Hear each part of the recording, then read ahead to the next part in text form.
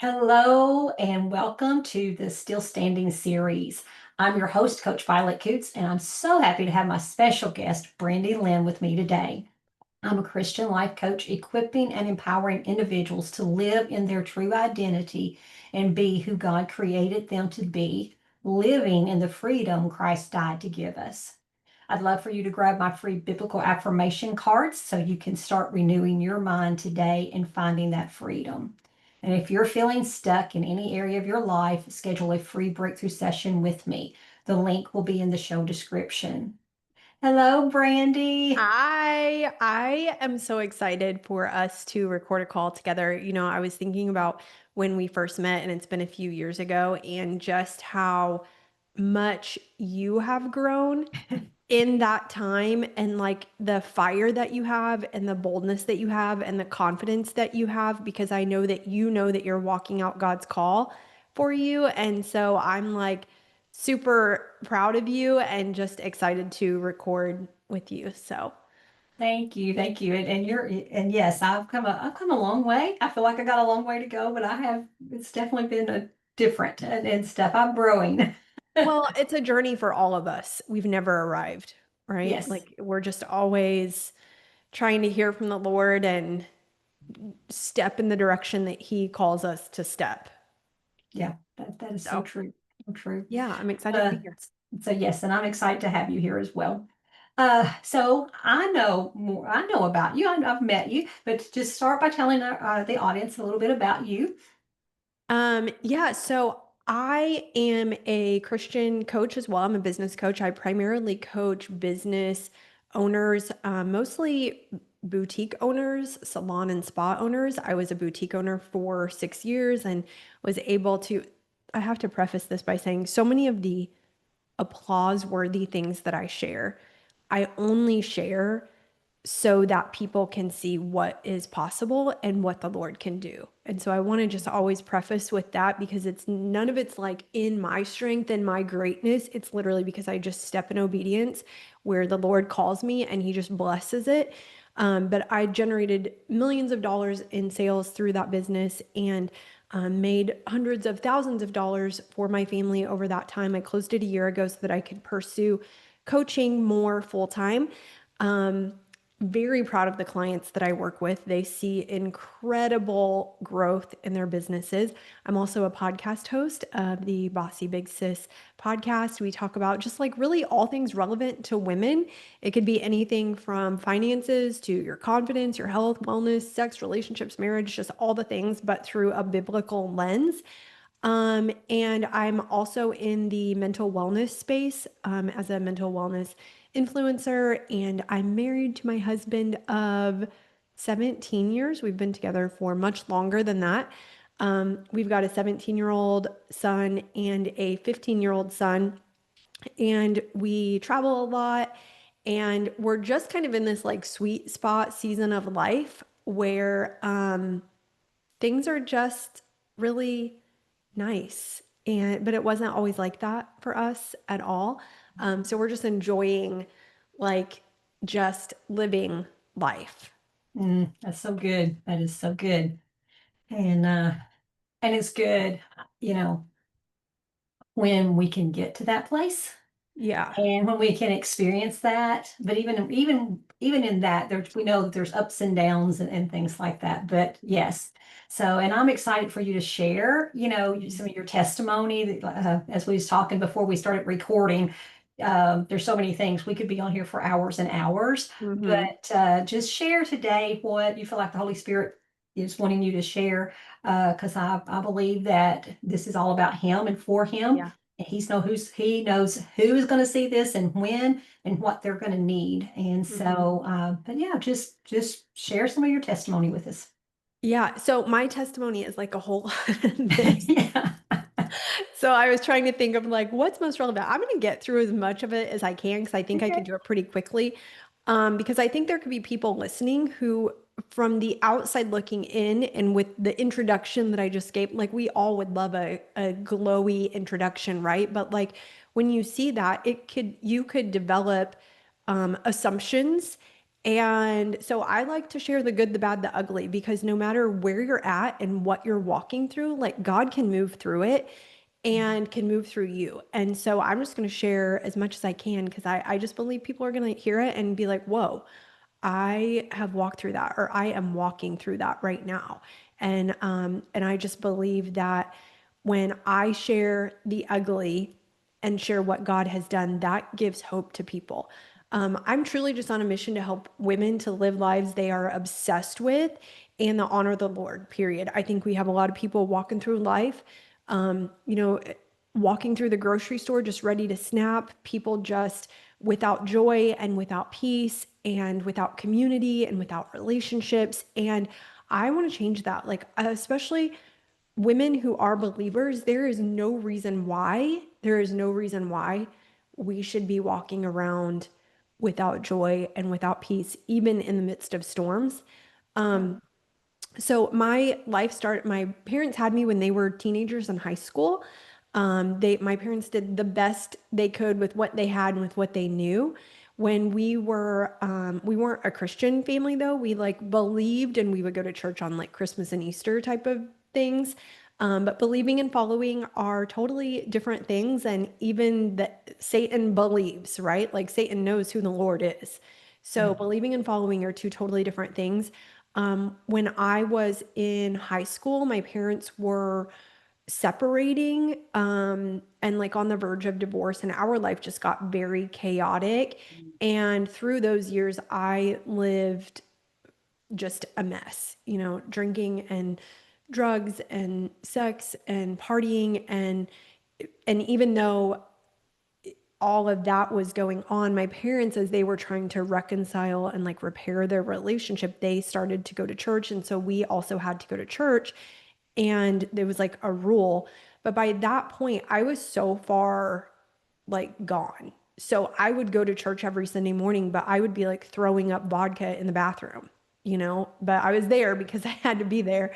And I remember every Sunday, like raising my hand for salvation again. Like, so every Sunday I got resaved because I was like, the word would like minister to me. And I knew that the way that I was living was sinful and not pleasing to God, but like, it's just where I was.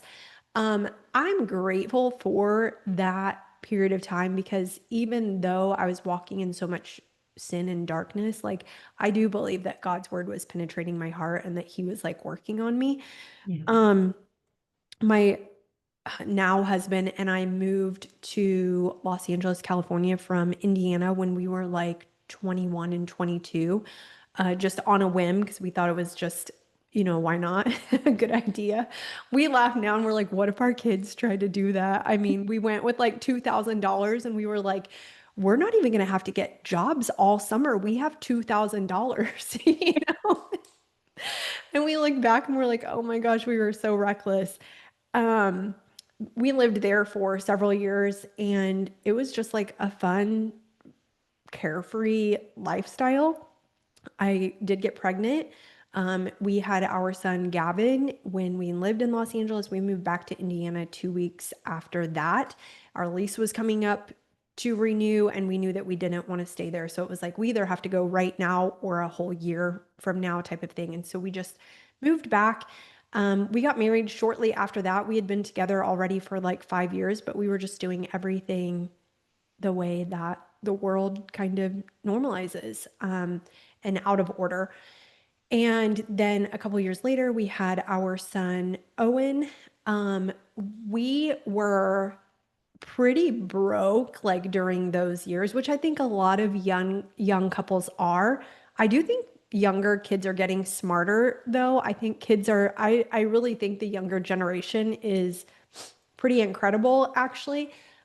We were just reckless. Really, I don't know how else to say it. And we were just living pretty broke, pretty paycheck to paycheck. At that time, when the boys were 1 and 3, I developed a debilitating headache that 3 weeks later put me in the hospital. And the doctors identified that I had a spinal fluid leak, which is unexplainable. That's usually something that's caused by trauma, which I had not encountered.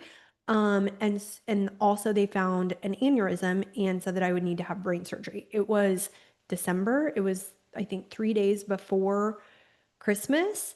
And when the surgeon came in, he said that I wouldn't have to have the brain surgery soon. I could wait a month or so for that. But at that point, I felt like a ticking time bomb, knowing that this was going on. And I was so incredibly sick. I had lost a lot of weight. I was throwing up every day, couldn't sit up, couldn't open my eyes. It was horrible. And me being just the optimist that I am, asked how long is the recovery? How long are you usually in the hospital? He said, usually about 3 days. Well, at this point, I think it was December 20th. So I'm like, okay, so then if we do it on the 21st, I'll be home in time for Christmas and we'll just go back to life like normal, you know? Here I've got a 1-year-old and a 3-year-old, and I've got to do Christmas. And that's not how that went. I actually was in a coma for about 10 days. My family was called to the hospital. They didn't know if I was going to make it on Christmas Eve.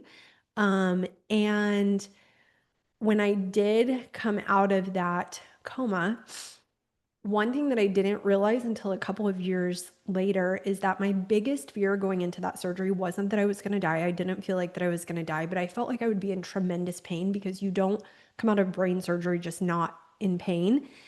And I never experienced that because I had recovered for 10 days, right? And so when I woke up from being in a coma, I was only ever on ibuprofen. I didn't have tremendous pain. Now, part of my head was shaved, my eyes were black and blue, and I was scary looking, but I didn't have that kind of pain. For about a year and a half, the recovery was difficult, more difficult than what I imagined, especially when you have toddlers at home. I would have to sleep for like 12 hours a day. I had short-term memory loss. There were even days that, well, 2 years later, I guess it continued a little longer because I remember when Gavin started kindergarten, I remember forgetting to pick him up from school a couple of times. And that impacted me tremendously because even though I was like reckless in those early years, I've always been a get it done person and someone who's very reliable, and I show up and I do the things. And so that, as any mom would, just really impacted me, things like that. Um, 6 months after the brain surgery, I lost my job.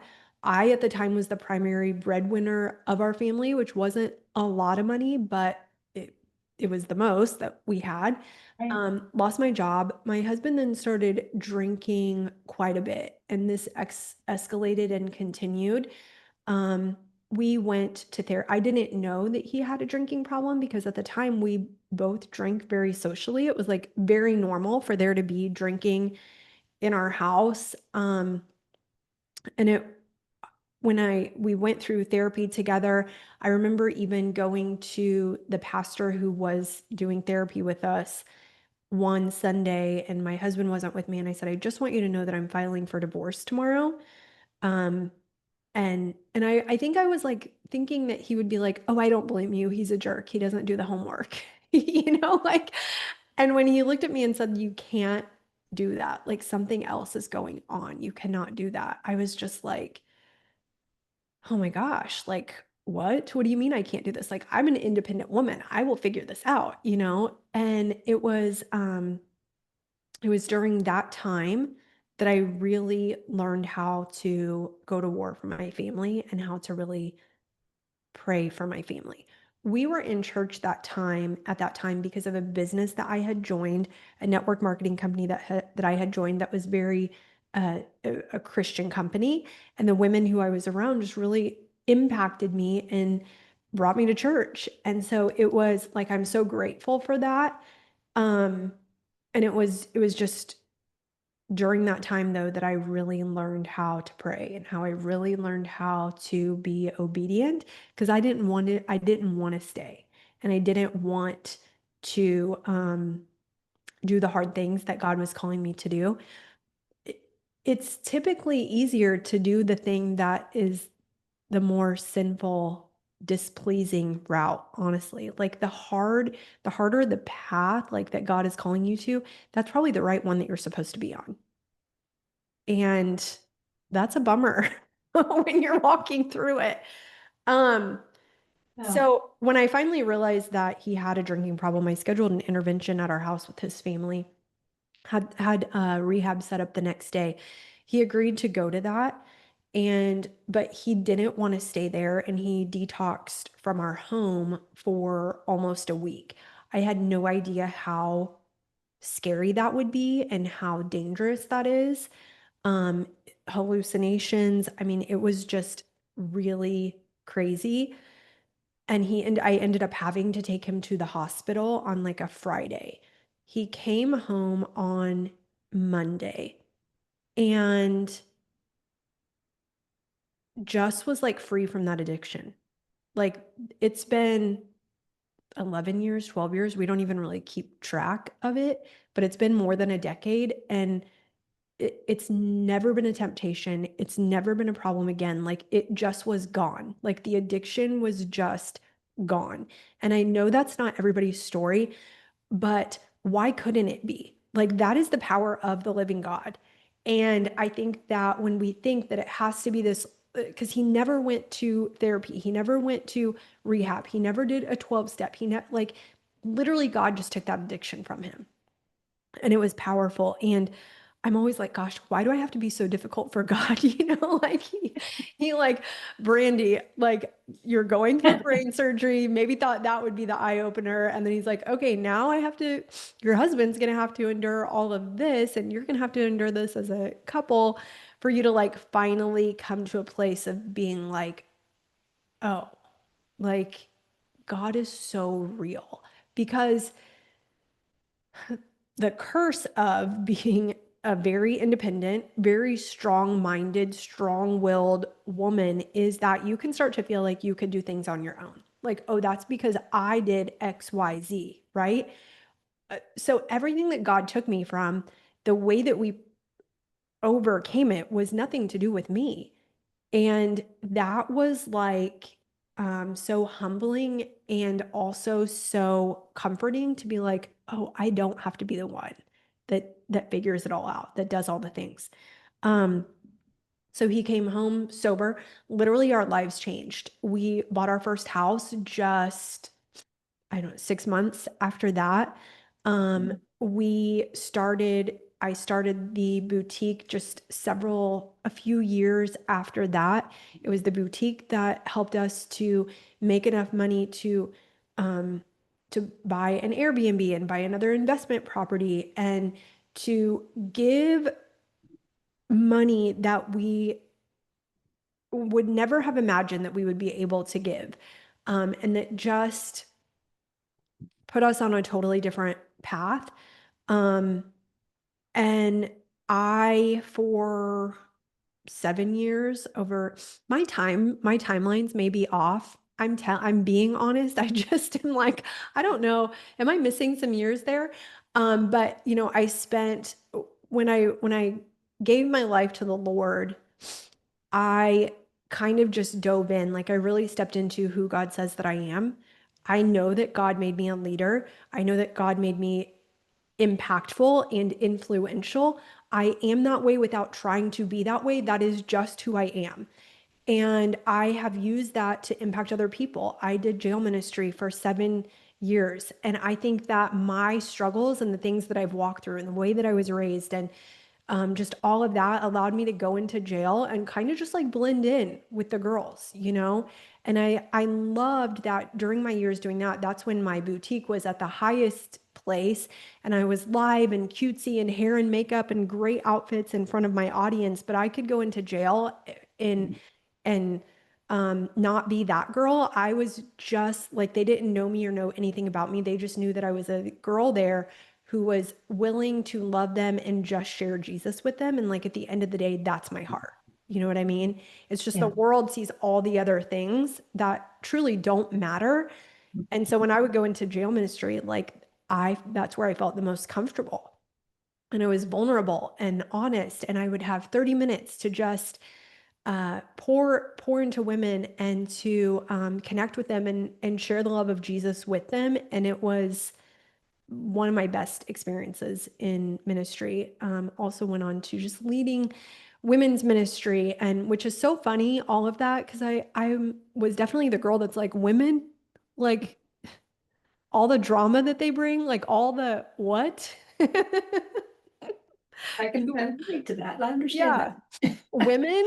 Um, but that's where God called me. And so where I'm at now, I closed the boutique a year ago. That was out of obedience. And then let me back up because I feel like I skipped something. The marriage piece, I stayed married and committed to my marriage out of obedience. It wasn't because I wanted to. And I feel like that God blessed that. And today we have such a strong marriage. My husband is so obsessed with me. And I'm so obsessed with him. And we have so much fun together. And we like love our life. And all the time we're like, I feel like I hate it that so many people don't love their marriages and they're walking around miserable together. And like it doesn't have to be that way. And that was like I just did what God told me to do and was obedient when I didn't want to be. When I Yeah. opened the boutique, that meant that I had to leave the other company that I was with, make a financial commitment that it was our full life savings, which it was only a few $1,000s. And I think that was probably because of a tax check. You know what I mean? And I was like, okay, Lord, you're calling me to this. I'm a little freaked out. I don't know what I'm doing, but I'm just going to trust that you're going to move. And in the first weekend of opening my boutique, we did $10,000 in sales. I thought that was like my goal by the end of a year. You know what I Wow. mean? And I did that in a weekend because I just believe God just blessed my obedience and just Right. like trusting that, like, okay, well, this feels really scary, but okay. And there are just time after time after time where God just continues to bless obedience and to lead me to paths. Closing the boutique felt a little wild. It was profitable, it was debt free, it was doing really well. I loved it. I love my community. Sometimes I'm still like, God, did I hear you right on that? Right. Because I feel like I gave up so much, but I'm just trusting that like God's going to move through that and is moving through that and is taking me into another direction that again, it does all the pieces don't feel super clear to me, but I know they are to him. And that's what matters. Um, and so that's where I'm at right now. I'm just building community with my podcast community, which I love. I do have some things this fall that I will be launching, which I'm very excited about, but I'm just right now so passionate. It makes my skin crawl when I see women shrinking back, when I see women not walking out who God says they are, believing the lies of the enemy, becoming distracted, doubting themselves, dealing with the same thing today that you were dealing with 2 years ago. Like it's time to move on. You know what I mean? Like God can take that. God can heal that. God can move through it, but you have to be willing to like surrender whatever the thing is and to just step out in obedience before you even see it, before you even believe it. Like just trusting that, we trust him with our salvation, but we have a hard time trusting him with the hours in our day or Right. with, right? Yep. And so that's where I'm at right now. It's all still unfolding, but I just truly want to impact women in a way that like fires them up to live a life they're obsessed with and that honors the Lord. I don't want women feeling insecure, lacking confidence, hating their relationships, even financially broke. It makes my skin crawl. Life's really hard and it's harder when you're broke. Yeah. It just is. And God calls us to live abundantly. That doesn't just mean with things, but like in all the ways, in our peace and our joy. And so that's where I'm at right now. Just trusting God to move. I'm I'm just like here for the journey, here for the adventure. I don't always know what it's going to be and what it's going to look like, but I have fun with it. Wow. Wow. That's amazing. That's amazing. Uh and yeah, just you said a few words there. One, you talked about the obedience Mhm. and you talked about surrender.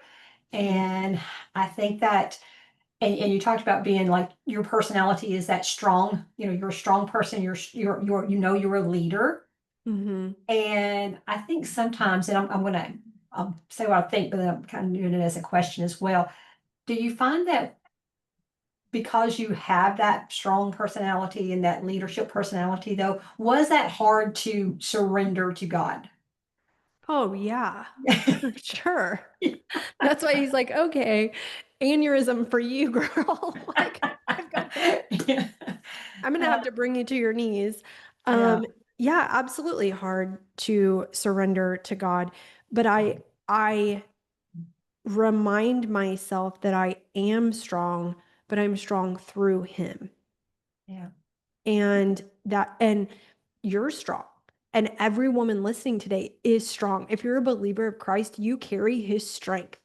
And so if we believe those things, if we believe that we are truly the head and not the tail, if we believe the things that we say that we believe, and we're that means we need to walk them out.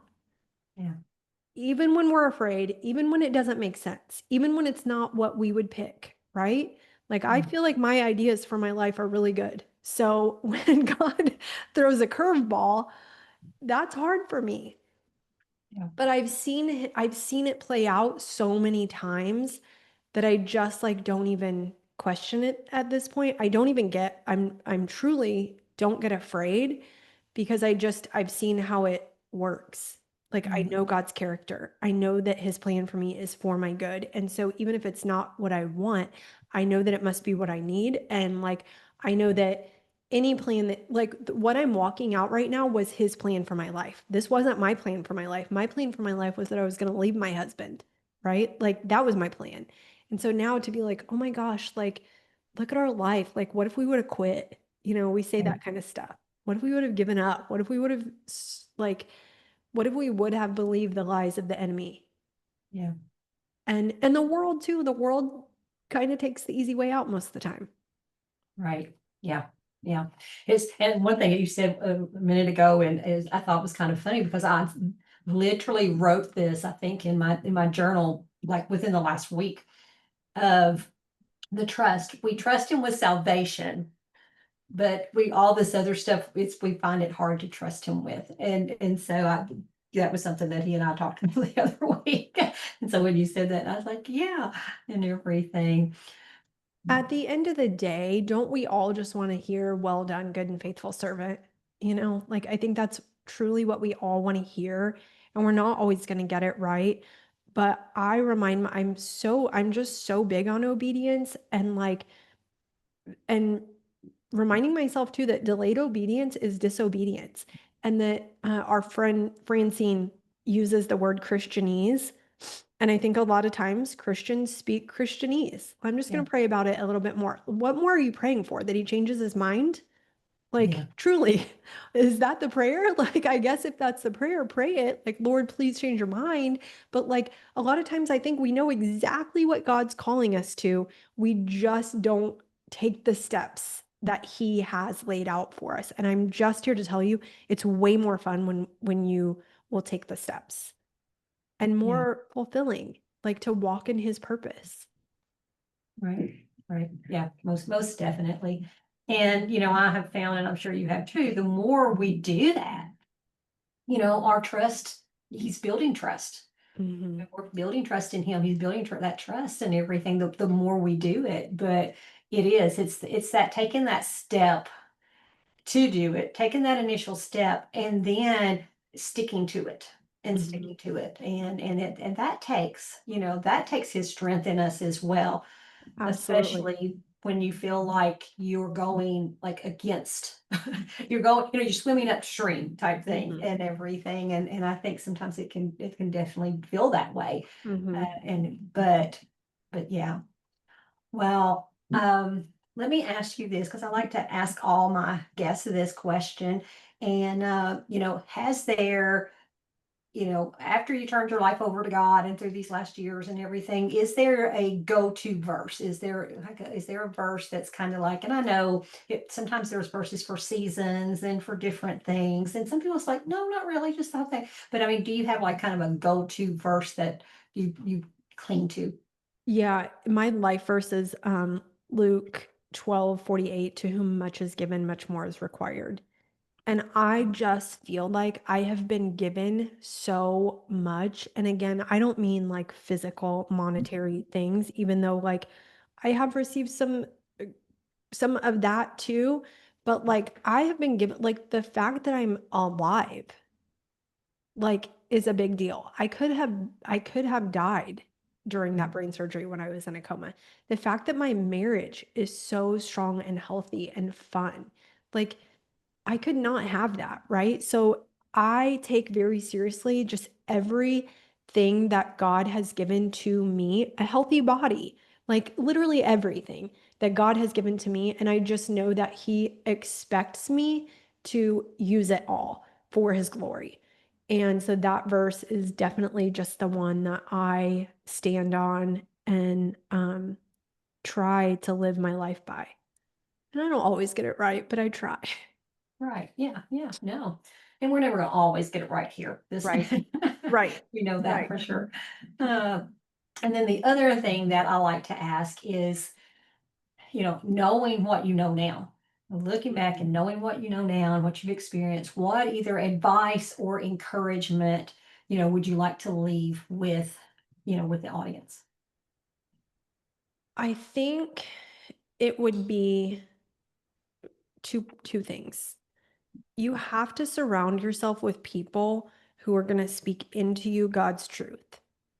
Because when you're walking through a season, or you're wanting to pursue something, who you talk to about it is a big deal. They're going to either speak life or death into your situation. And a lot of people in the world, even believers, don't speak life into situations. And so I think that is very, very important.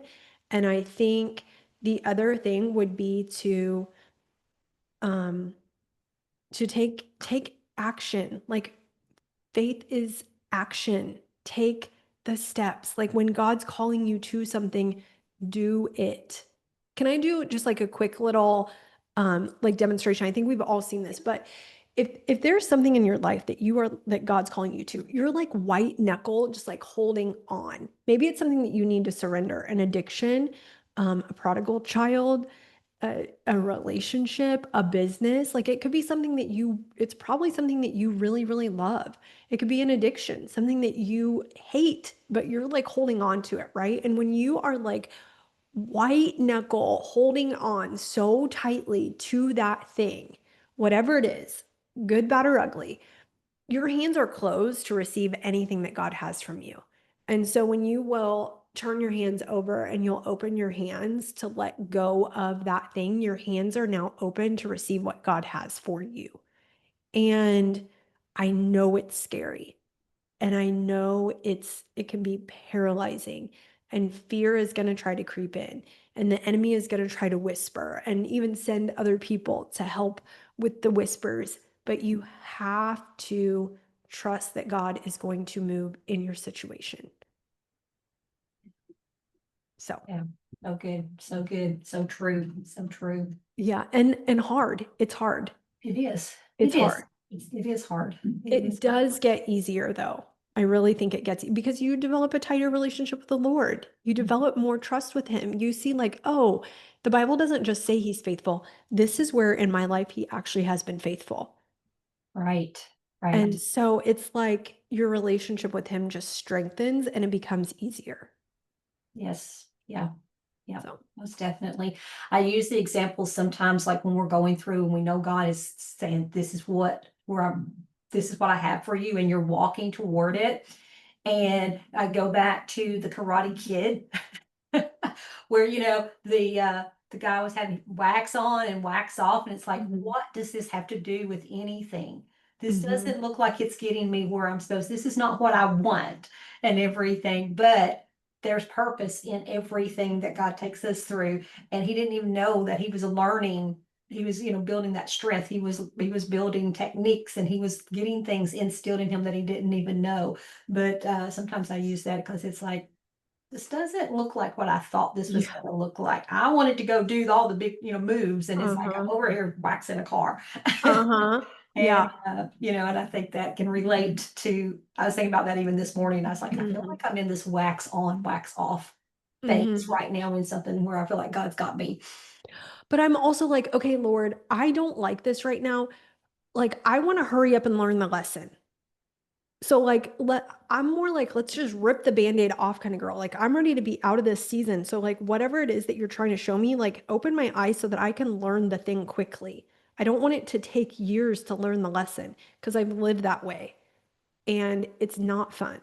Right. And so I'm, like, always trying to, like, if we could hit 2 times speed on this, Lord, so that I can, like, fast track. Can you give me the Clips Notes of the lesson, Lord? Right. Yeah, yeah. Oh, that's good. That's good. Yeah. I so appreciate you being on here. Appreciate you sharing and I appreciate just, that, like I said, at some point I said it, I don't know if I said it on here or just when we was praying before that, for our lives to have crossed and everything. I appreciate that so much. Yeah. Because I do, I admire you. I admire your strength. I admire your strength in the Lord and stepping out and doing all the things and everything, knowing that it's through God, knowing that your strength is through Him and that, you have that heart for what He has a heart for. And that we all have access to that same strength. We all carry that Yes. strength. Yes. Yeah. Yeah. We just have to access it and build it. I think Mhm. even tap into it and stuff. But anyway, I appreciate it.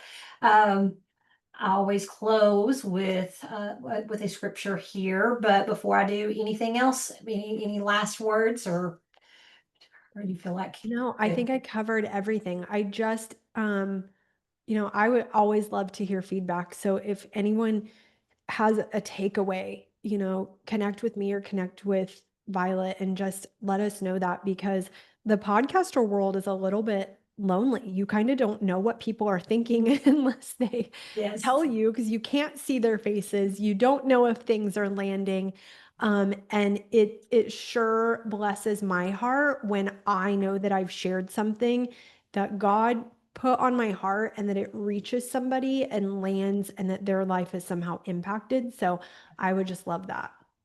Most definitely. Most definitely. And again, thank you. And as I always do, I always like to end these with Isaiah 43:2. It says, when you pass through the waters, I will be with you, and through the rivers, they shall not overflow you. When you walk through the fire, you shall not be burned, nor shall the flames scorch you. And so again, if this episode has been encouraging, please, like and subscribe to the channel, leave a comment, share it with a friend. If it's encouraged you or someone else that could be encouraged by it, share it with a friend. And just as a reminder, if you're feeling stuck in any area, and especially with your walk with God, then schedule a free call with me because, He doesn't want you stuck and confused. You don't have to stay there. Mhm. And of course, Brandy's information will be, in the description as well. And so if you want to reach out to her, then she's open to that as well. So y'all have a great day. Bye. Bye.